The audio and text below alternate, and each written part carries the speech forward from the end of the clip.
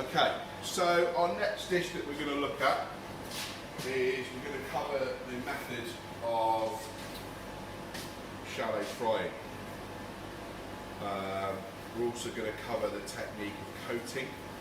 So we're going to coat it in breadcrumbs. So the French term for coating in breadcrumbs is to paner. So we've got our breast of chicken. So this is another one of our cuts that we did last week. And to start off with, we're just going to open it up. So we're just going to go in, run the knife through. We're going to open up the chicken into two, or just one, I don't really mind. And we're going to season the chicken. We're going to season it both sides. When you season it afterwards, the seasoning's not touching the chicken. You need to season the meat as well. Also then going to coat it in flour.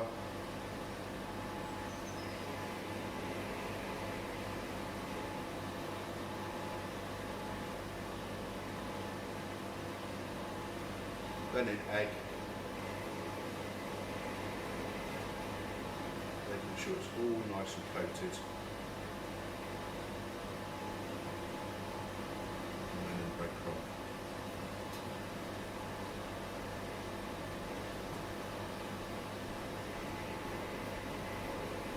The pané method is the same method as you would use for something like a Kiev or goujons. So those little fillets that we prepped in the last lesson, you could pané them, flour, egg and breadcrumb, and do little goujons of chicken. So I'm just going to wash my hands and remove my board. So we've got our pan, we've got a lovely non-stick frying pan, and we've got it on quite a low heat so it's warming up, okay? And we're going to add some oil, a couple of tablespoons worth, and we're going to take our chicken, we're going to add it to our pan and lay it away from you, so that if it is hot, if it does splash, it splashes away from you, not onto you. So I'm just going to allow that to sit there on a medium heat. and watching it. You can see that the bubbles are gently popping around the outside, so it's not quite hot enough. So I'm not going to flip it around, I'm not going to toss it everywhere, I'm just going to control the heat to get that up to a nice frying consistency. So now I can see nice bubbles popping around, so I know it's frying. It's not steaming, it's not boiling, it's not simmering, it's not sweating.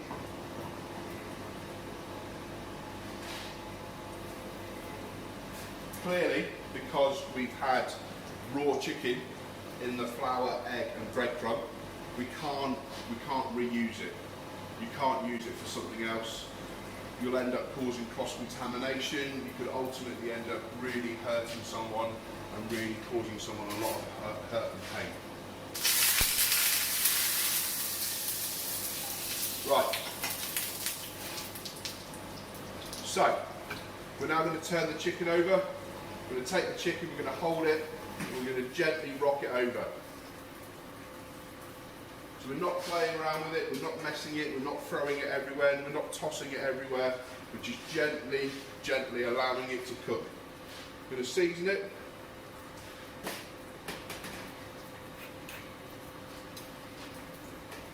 And let it cook. Let it do its thing. If you start to see there's a little bit of smoke, we turn the heat down. If you start moving it too much, you'll break it up and you'll start causing damage and the finished product won't look as nice. In another pan, so we've got another non-stick pan, we're going to pop that on the heat and we're going to start thinking about our garnish. So we're going to add some oil.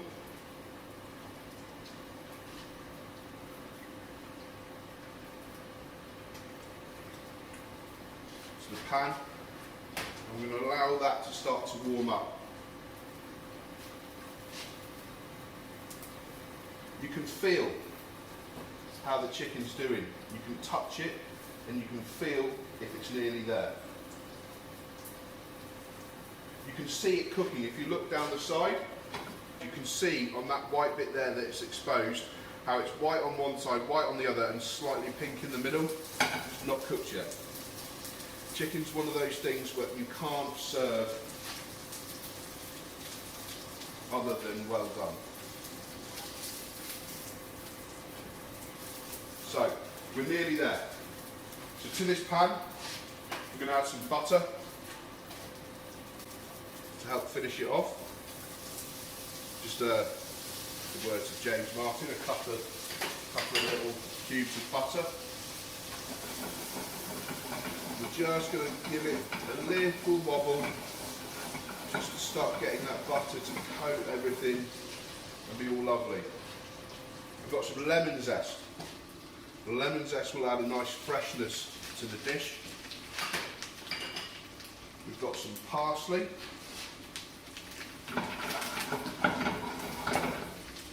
We've got some garlic that we had earlier. Add some garlic. And then we've got a few little new potatoes that we can pop in the pan as well. So we can dot these around. So the potatoes will start to act like a sponge. So all that chicken flavour, all that lemon, parsley, garlic will start to get absorbed by the chicken. Let's have a look. It's looking nice. Nearly there. And then we've got some beautiful Cornish asparagus. We're just going to pop the asparagus in. And now we're just going to pop it to one side and allow it to rest. So the pan that I was going to fry the egg in was too hot, so I've got rid of it. So I've got rid of the oil and we're starting again. We're going to add the oil, and we're going to take our egg, gently crack it into the middle of the pan.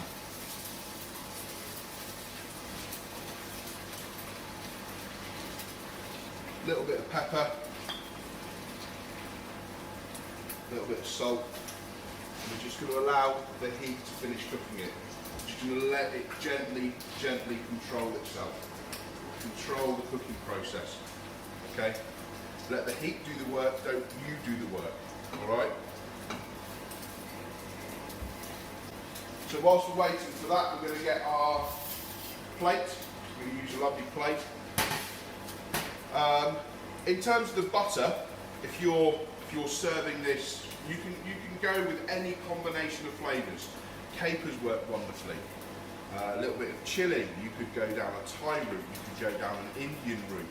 You know, you can really be creative and impact lots and lots of lovely flavours and lots of lovely ideas into your butter.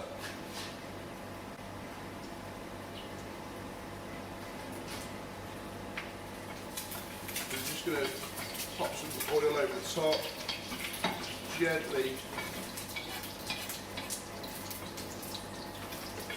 allow it to finish, pull the pan to one side whilst we plate up. The residual heat in the pan will continue cooking that. So we're going to take our Schnitzel, we're going to pop it in the centre of the plate.